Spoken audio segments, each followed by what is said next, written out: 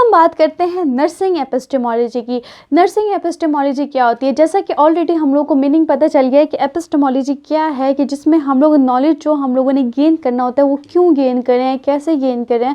इसी तरह अगर हम नर्सिंग एपिस्टेमोलॉजी की बात करें तो एक नर्स जो कि एक नॉलेज को गेन कर रही है, एक नर्स जो कि एक नॉलेज को जनरेट कर रही है, एक नर्स जो कि एक नॉलेज को अपनी प्रैक्टिस में अप्लाई कर रही है, वो कैसे अप्लाई कर रही है, क्यों अप्लाई कर रही है, किस तरह से अप्लाई कर रही है, कितनी एक नर्स की लिमिटेशन होनी चाहिए एक नॉलेज के ऊपर, कि कितना नॉलेज एक नर्स को मैक्सिमम आना चाहिए। तो ये सब चीज़ें हम किस में देखते हैं? नर्सिंग एपिस्टेमोलॉजी में देखते हैं कि नर्स का कितना नॉलेज होना चाहिए, किस तरह से एक नर्स अपने नॉलेज को लेती है, किस तरह से एक्सपीरियंस करती है, किस तरह से अपने बिलीव्स और अपने एक्सपीरियंसेस के थ्रू वो अपनी नॉलेज को जस्टिफाई करती है डिफरेंट थ्योरीज के थ्रू। ठीक है, तो इसको हम लोग कहते हैं नर्सिंग एपिस्टेमोलॉजी, और ये एक बहुत ही इम्पोर्टेंट रोल प्ले करता है एक नर्सिंग थ्योरीज के अंदर। अब देखिए अगर, तो नर्सिंग एपिस्टेमोलॉजी क्या है? The study of the origin of nursing knowledge. Nursing की नॉलेज का ओरिजिन क्या है?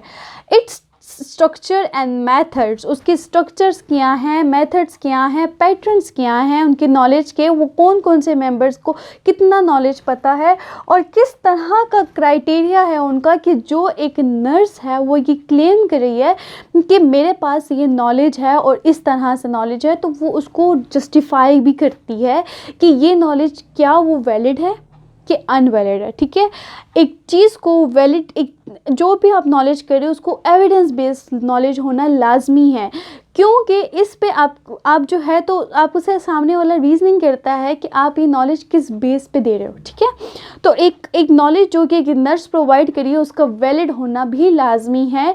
उस पर ये क्लेम होता है कि नॉलेज कहाँ से आया है, तो एक नर्स थ्योरिस्ट जब एपिस्टेमोलॉजी के थ्रू जब अपने नॉलेज के बारे में बताती है तो वो क्या करती है, वो वैलिडिटी को भी डिफाइन करती है। ठीक है, अब हमारे पास कार्पर 1978 में उन्होंने 4 पैटर्न्स ऑफ नर्सिंग नॉलेज को आइडेंटिफाई किया, और इसको पैटर्न ऑफ नोइंग भी कहते हैं।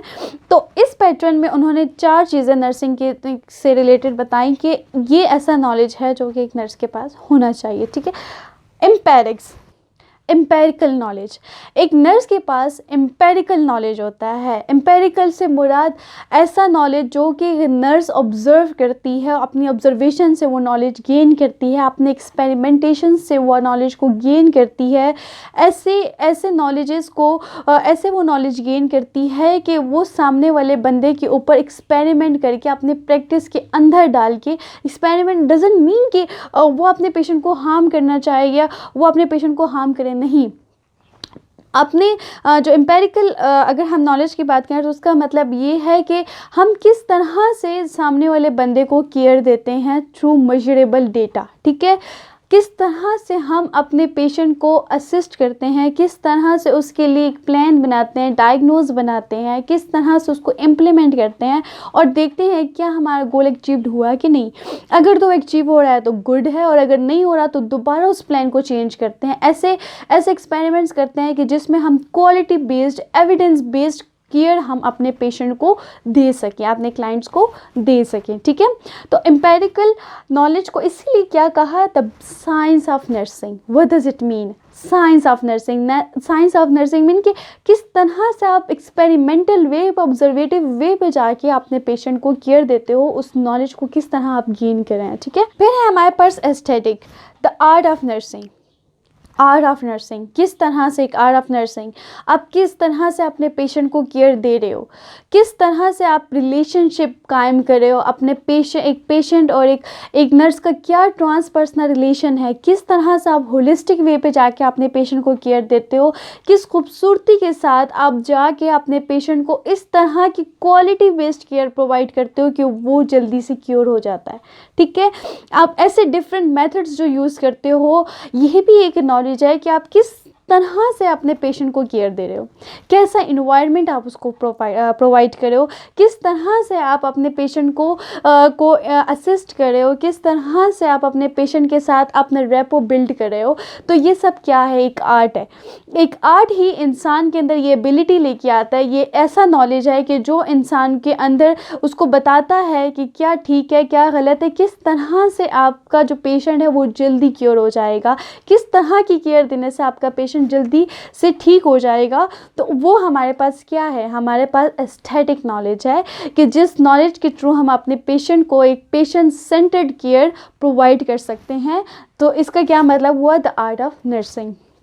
Personal knowledge in nursing. अब पर्सनल नॉलेज इन नर्सिंग का क्या मतलब है कि जो इंस्टीट्यूशंस है, जो नॉलेज एक नर्स जो है तो वो गेन करती है उसके खुद में से, ठीक है।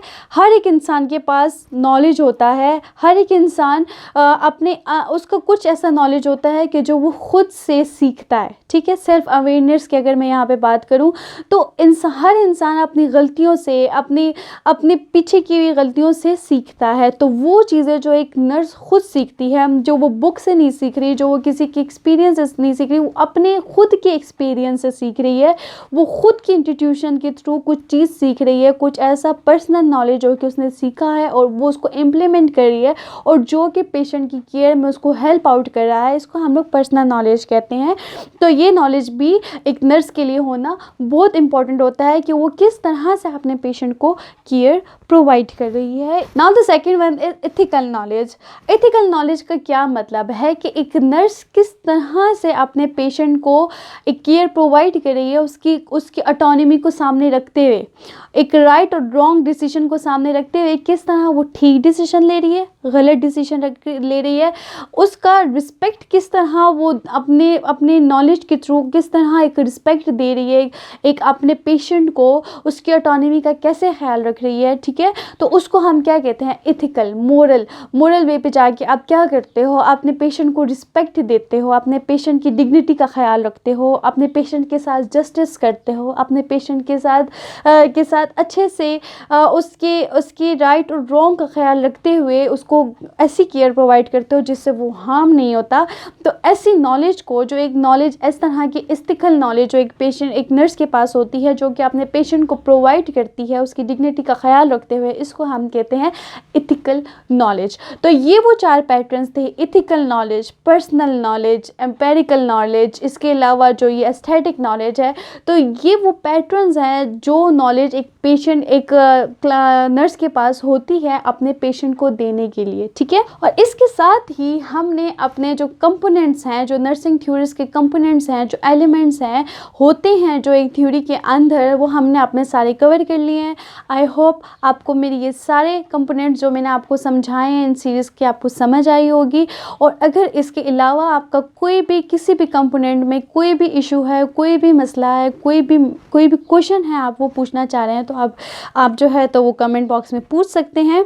आई will try my best to answer all of you guys. इसके अलावा मेरे चैनल को सब्सक्राइब करना मत भूलिएगा, बेल आइकन पे क्लिक कर लें ताकि मेरी आने वाली हर वीडियोस की अपडेट्स आपको मिलती रहे। खुदा हाफिज़।